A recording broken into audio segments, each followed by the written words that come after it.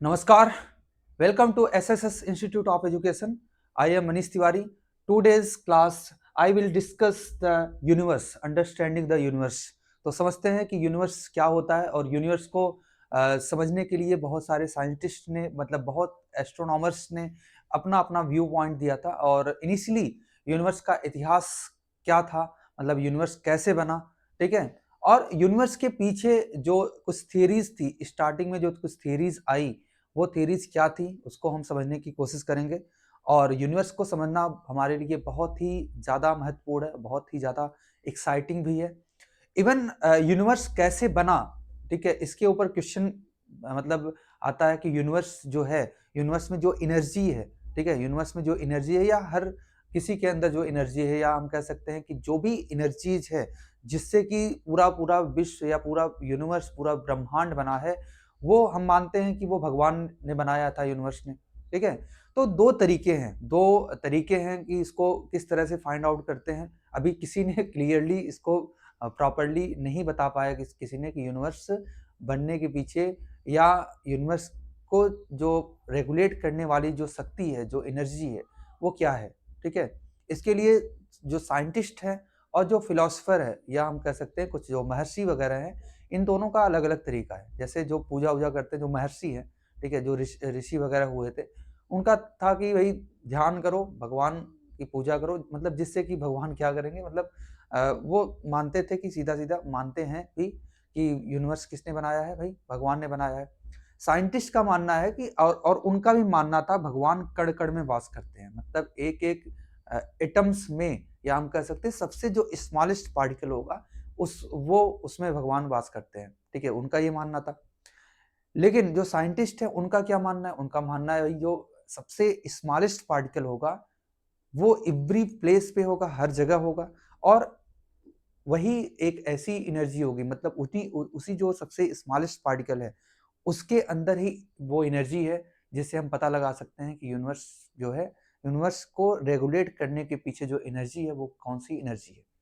लेकिन उसके पहले ये इन सब बातों को बाद में हम देखेंगे, लेकिन सबसे पहले हम बात करते हैं यूनिवर्स को समझने के पीछे क्या व्यू पॉइंट थे लोगों का, उसको समझते हैं। तो there are some questions of understanding universe, कुछ क्वेश्चंस थे जिसके थ्रू हम यूनिवर्स को समझ सकते हैं। क्या, why are we here in the universe, हम यहाँ यूनिवर्स में क्यों हैं, ठीक है, ये लॉजिक था लोगों के पीछे। मतलब ये क्वेश्चन इनिशियली रेज हुआ कि क्यों हम यहाँ पे हैं। Who made the universe, universe किसने बनाया। Did the universe exist for ever और does it have beginning, a beginning. जैसे क्या यूनिवर्स मतलब फॉर एवर क्या एग्जिस्ट करेगा या करता है, ये हमेशा के लिए यूनिवर्स है, क्या इसकी कोई बिगिनिंग है, कोई स्टार्टिंग है। क्योंकि किसी का अगर किसी चीज की कोई बिगिनिंग है तो उसका एंड पॉइंट भी होना चाहिए, ठीक है। तो इसका मतलब यहाँ पे ये कुछ क्वेश्चन अराइज हुए। Will it live for ever, ये क्या हमेशा रहेगा या कभी न कभी ये एंड होगा। तो ये साइंटिस्ट के मन में या जो एस्ट्रोनॉमर्स थे उनके मन में क्या है, ये एक क्वेश्चन हमेशा इरेज करता रहा, और जिसके कारण बहुत सारी थ्योरीज आई, बहुत सारी जो थ्योरीज आई वो क्या क्या थी। These studies of the study of universe started back during ancient time। जो एंशियंट टाइम था, बहुत पहले से ही यूनिवर्स की स्टडी लोग करना स्टार्ट कर दिए थे। मतलब यूनिवर्स को बिना किसी इंस्ट्रूमेंट से फिलॉसफी के द्वारा इमेजिन करके यूनिवर्स के बारे में लोग अपनी अपनी राय रखते थे कि यूनिवर्स कैसा है या कैसा, मतलब किस तरह से इसके जो सारी चीजें रेगुलेट हो रही है, किस तरह से रेगुलेट हो रही है, इसके बारे में लोगों ने बोला। People held two different view on the universe. दो व्यू स्टार्टिंग में आए। पहला था जियोसेंट्रिक व्यू, दूसरा था हेलियोसेंट्रिक व्यू। जियोसेंट्रिक व्यू और दूसरा था हेलियोसेंट्रिक व्यू। तो जियोसेंट्रिक व्यू क्या था, हेलियोसेंट्रिक व्यू क्या था, इन दोनों को समझते हैं। जियोसेंट्रिक व्यू क्या था कि जो यूनिवर्स है, या हम कह सकते हैं यूनिवर्स उस समय क्या था भाई, ये बताओ। जब कुछ भी नहीं था, टेलीस्कोप वगैरह नहीं था, मतलब डिस्कवर हुआ था, उसमें पूरा पूरा जो हमको दिखता था, हमको वही लगता था वही यूनिवर्स है। हमको जो आंखों से दिख रहा है वही लगता था हमारे लिए, वही ब्रह्मांड है, ठीक है, वही आकाश वगैरह जो भी है उसको ब्रह्मांड समझते थे। और उन लोगों को मानना था कि जो अर्थ है, अर्थ वो पूरे पूरे यूनिवर्स का सेंटर है। पूरा पूरा जो यूनिवर्स है उसका सेंटर क्या है, अर्थ है, ठीक है, this is the geocentric view. तो ये क्या था, जियोसेंट्रिक व्यू था। दूसरा है हेलियोसेंट्रिक व्यू। हेलियोसेंट्रिक व्यू का ये था कि जो पूरा यूनिवर्स है या पूरा जो यूनिवर्स है उसका जो सेंटर है वो क्या है, सन है। ठीक है, इवन बाद में कुछ लोगों ने करेक्ट किया इसको कि सन जो है सेंटर तो है, लेकिन किसका है, सोलर सिस्टम का सेंटर है। सन जो है सोलर सिस्टम के सेंटर है, और सभी जो है, सभी जो प्लेनेट है वो सन के चारों तरफ चक्कर लगाते हैं। ये था हेलियोसेंट्रिक व्यू। उसके बाद मॉडर्न एस्ट्रोनॉमी आई, लेकिन इन दोनों को हम और डिटेल में समझने की कोशिश करते हैं, दोनों व्यू को। तो हमारा जो पहला व्यू था वो क्या था भाई, जो पहला व्यू था वो था जियोसेंट्रिक व्यू। तो जियोसेंट्रिक मींस अर्थ सेंट्रिक। जियो का मतलब होता है यहाँ पे अर्थ सेंट्रिक या अर्थ सेंट्रिक व्यू की बात यहाँ पे करते हैं। तो क्या था भाई, according to this view the earth was the centre of the universe, the world was considered a spherical motionless body. Even earth को माना जाता था कि ये स्फेरिकल है, स्फेरिकल तो है लेकिन ये मोशनलेस बॉडी है, इसमें कोई भी मोशन नहीं है, मोशन नहीं करता। ठीक है, मतलब आप यहाँ पे अर्थ को माना जाता था, अर्थ जो है ये मोशनलेस बॉडी है with a transparent hollow sphere surrounding it, this is known as celestial sphere. ठीक है, एक ट्रांसपेरेंट स्फीयर है, मतलब एक हॉलो स्फीयर है जो कि इसके चारों तरफ है, जिसको बोला गया सेलेस्टियल स्फीयर है। The star were located in this sphere. जो स्टार है, स्टार वगैरह जितने भी दिखते थे उनको, मतलब उनको स्टार्टिंग में तो जो दिखता था वही लगता था भाई यही है सब कुछ, क्योंकि और चीजों के बारे में पता नहीं था। ठीक है, तो उनको पता, मतलब इन्होंने इनिशिएट तो किया ये चीज, स्टार्टिंग तो हुई कि बातें शुरू हुई यूनिवर्स को पता लगाने की, यूनिवर्स कैसा है, तो इन लोगों ने स्टार्ट ही किया इसके बारे में। ठीक है, तो this is known as celestial sphere, the star were located in this sphere and they move around the earth. अरे देखो, ये जो स्टार वगैरह है ये अर्थ के चारों तरफ मूव करते हैं, ये इनका व्यू पॉइंट था। ठीक है, द अरिस्टोटल एंड टोलेमी ये जो इस व्यू को सपोर्ट करते थे, यूनिवर्स जो मतलब यूनिवर्स के इस व्यू को सपोर्ट करते थे, जियोसेंट्रिक व्यू को। ठीक है, दूसरा है हेलियोसेंट्रिक व्यू। तो अरिस्टार्चस एक एस्ट्रोनॉमर थे, Aristarchus was the first Greek philosopher.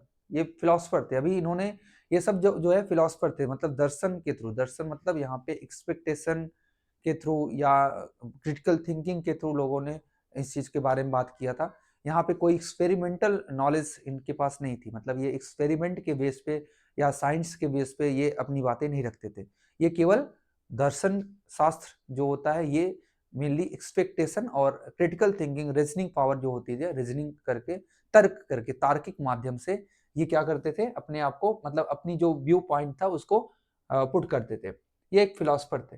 ठीक है, according to this view the sun is at the centre of the universe. इनके अकॉर्डिंग जो सन है वो सेंटर ऑफ द यूनिवर्स है ना, अर्थ रिवॉल्व अराउंड इट, और अर्थ जो है सन के चारों तरफ घूमता है। ठीक है, ये इनका व्यू पॉइंट था, किसका, अरिस्टार्चस का। ठीक है, नेक्स्ट है मॉडर्न एस्ट्रोनॉमी। मॉडर्न जो एस्ट्रोनॉमी है वो क्या कहती है, जो मॉडर्न एस्ट्रोनॉमी आप पढ़ते हो उसके बारे में क्या विचार है लोगों का। उनका विचार था the academic contribution by Nicholas Copernicus.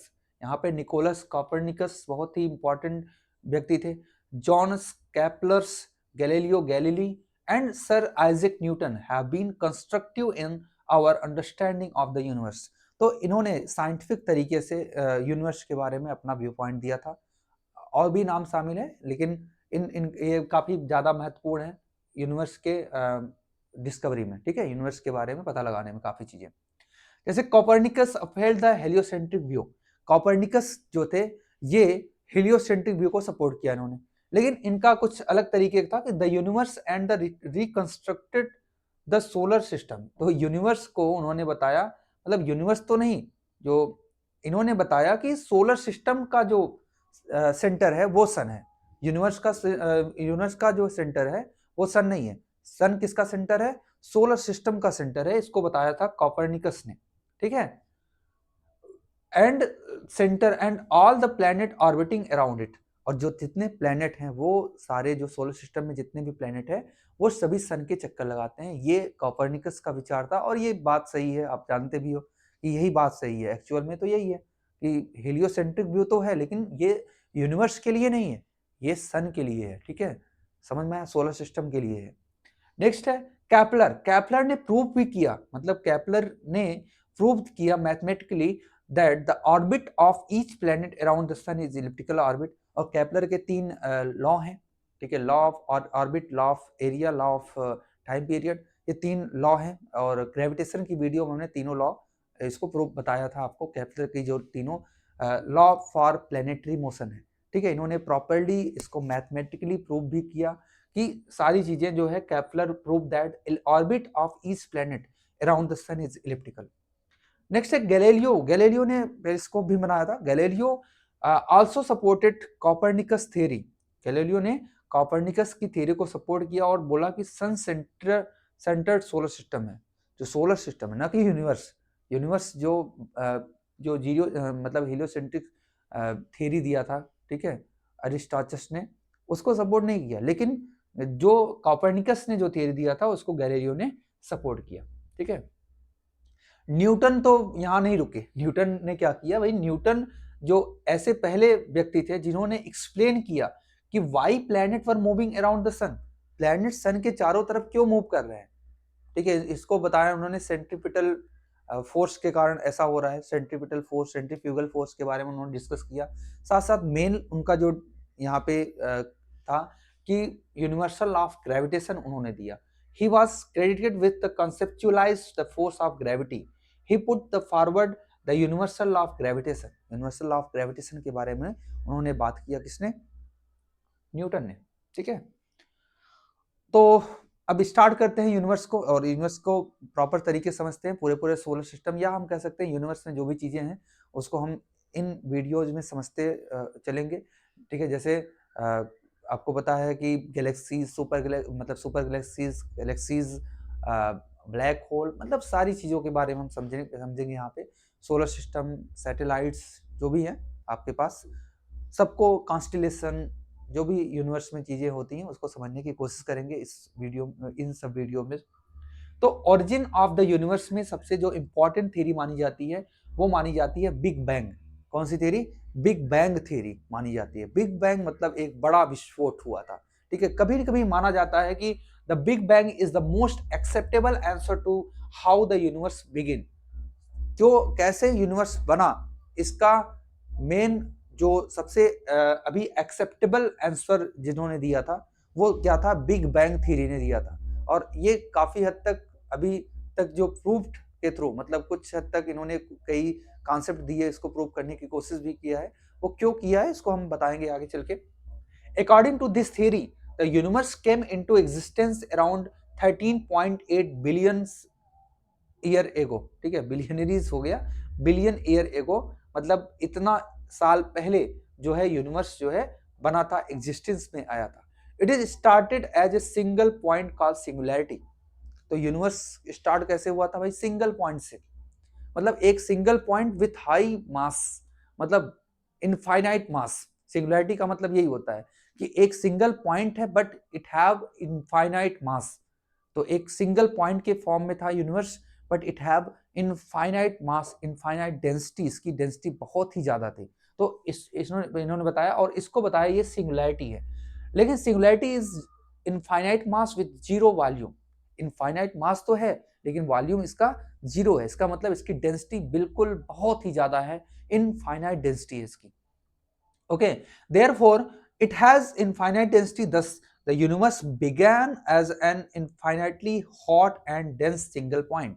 तो यूनिवर्स कैसा हो जाएगा भाई, इतना पास पास, अगर मतलब मॉलिक्यूल इतने पास पास हैं, इतने पास है कि वॉल्यूम तो बिल्कुल जीरो है, लगभग जीरो के लगभग वॉल्यूम है, और मास उसका क्या है, इनफाइनाइट है, डेंसिटी इतनी ज्यादा है, तो वो क्या हो जाएगा, बिल्कुल हॉट, ठीक है।